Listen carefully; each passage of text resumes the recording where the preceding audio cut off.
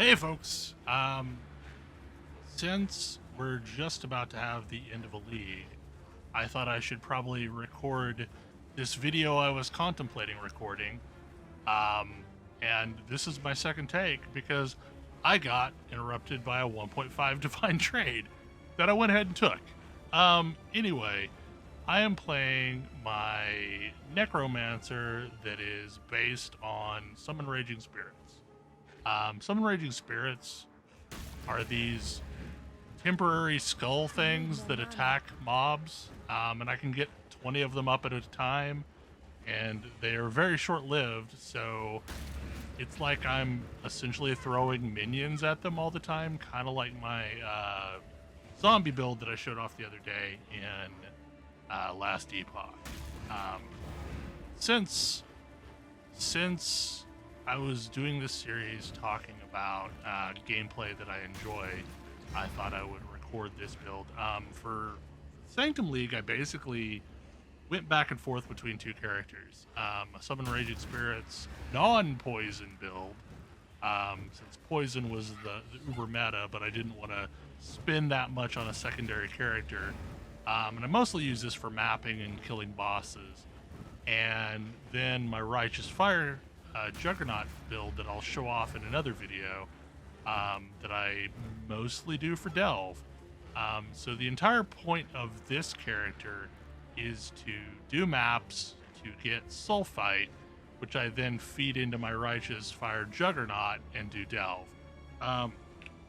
So I'm going to run a Rusted Sulfite Scarab to guarantee that my map is going to give me a Nico mission.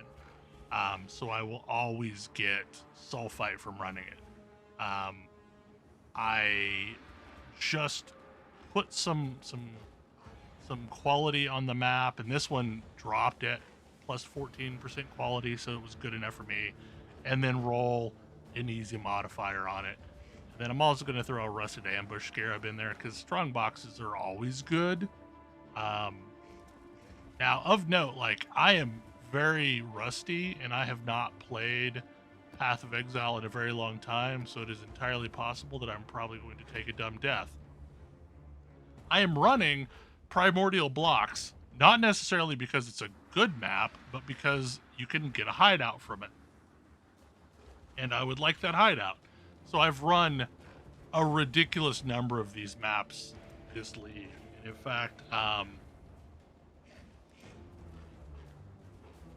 you look at my atlas, all of my favorited maps that I've unlocked are Primordial Blocks, just so I can get more of them. Anyway, so we'll start up a map, and for those who haven't played Path of Exile, when you do a map, you get 6 teleports. So basically, zoning in the first time removes a single teleport, and then you have 5 deaths, basically, to get through the map. So, all my buffs are turned on, and zone in and start a map. And unfortunately, this is a map I am very familiar with because I've run a lot of these. So, and I basically work my way around, looking out for bad things, and my little heat-seeking skeleton minions will go off and kill things. And I usually don't even bother cursing unless like they're taking a while. So yeah, this is a Harbinger pack, so those tend to take forever. They can also be kind of dangerous, so I'm gonna stay away from them. And they drop fractional currency, which is weird. It's like instead of actual chaos orbs, they drop chaos shards. So yeah, I want that. I'm not going super fast because, like I said, I have no clue what I'm doing. It has been almost too long since I've played Path of Exile, so I'm going to take this nice and easy while I'm recording. But, you know, when I was in the heart of this league, I would zip through these things pretty fast. I don't know what we just got dropped, but something that my loot filter thinks is good. Yeah, sure. These are all low inventory space. I am not going to do the expedition while I'm here because they take a while, and I don't really care right now. It's the end of the league. Like, there is a time in the league where I would try and eke out as much value as possible in a single map.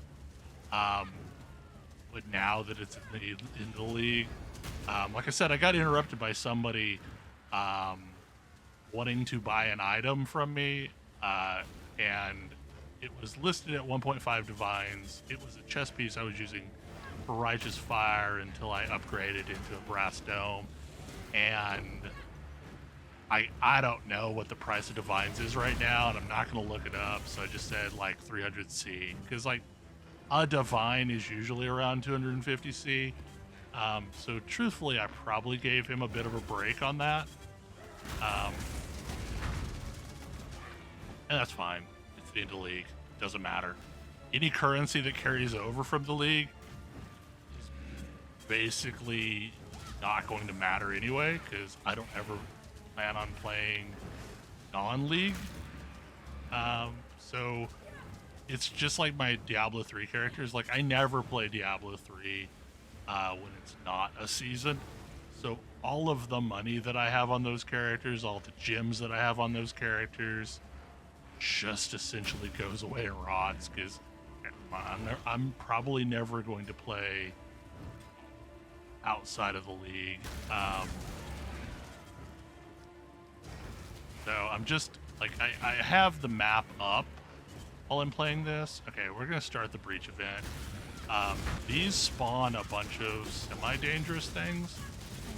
Problem is like none of the builds that I have are really good at fighting breaches. So breaches work really well if you've got a build that can just like clear everything on screen at once. And that's not this build, and it's not really. Oh, so we got a boss. Sweet. I don't know if we can finish that off before we run out of breach. Oh, nice. Actually turned out pretty well. Ah, crap, didn't get that thing.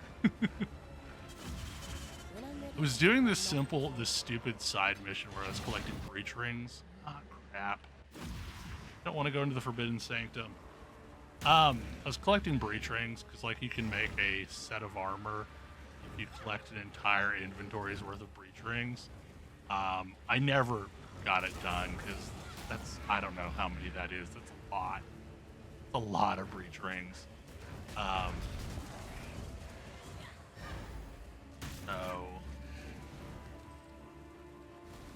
we got an Abyss too.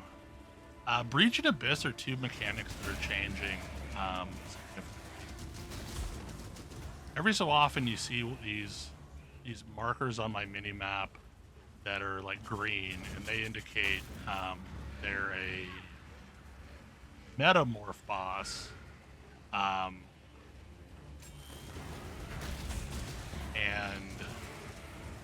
this build, since it does pretty good at bosses, I put a lot of points into getting metamorphed proc more often, which allows me to basically fight 2 extra bosses at the end of this map. I'll show you once we get to the boss chamber. We're pretty close to the boss, honestly. Like, I think we maybe have one more of these islands. Like, the primordial blocks is a bunch of islands that are connected by paths that are floating out in the air.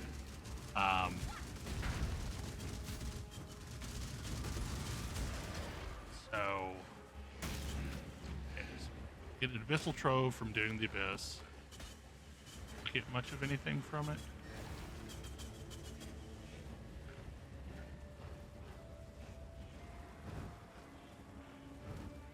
Okay.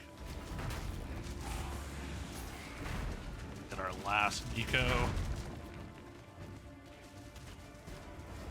And there's the boss's chamber. Finish clearing this little island.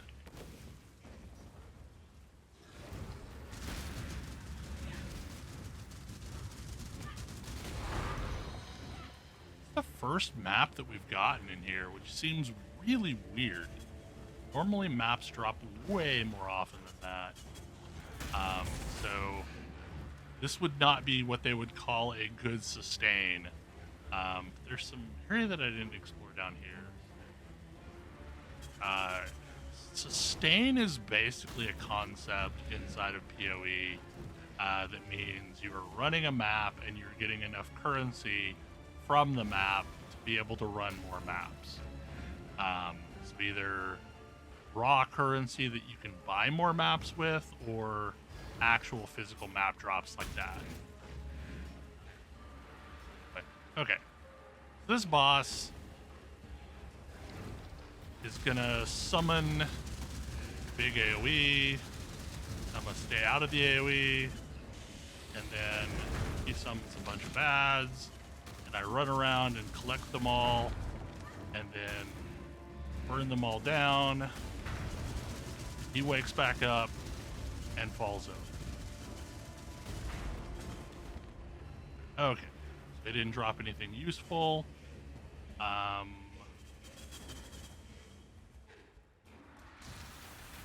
See if we've got enough to make 2 metamorphs, and we do. Okay, so metamorph.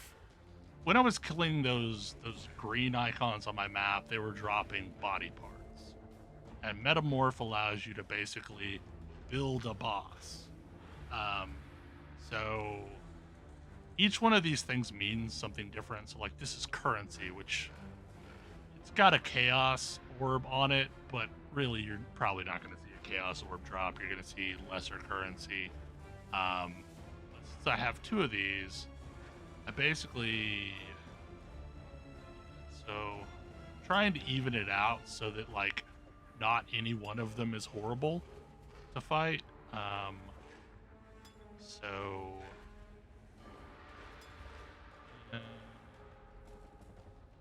yeah, sure. Okay, just spawn a boss, then I'm gonna kill it, and all I'm really doing is just keeping up my summons, staying the hell out of the bad.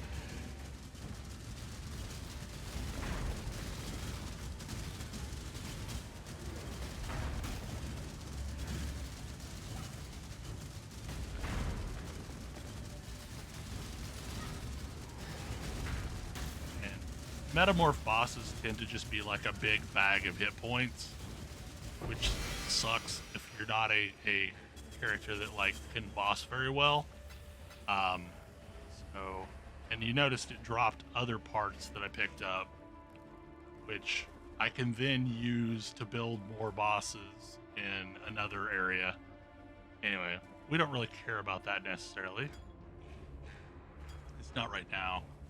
Metamorph was a really good build in, not build, but like you can spec points in your Atlas passive trees to make certain mechanics show more often. So I spec'd into Metamorph so that it would show up more often, and it was a really good path to take just to get some random currency.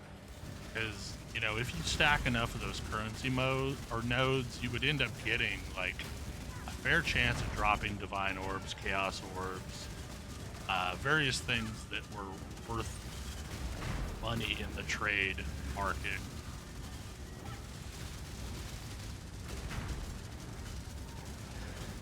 So yeah, okay.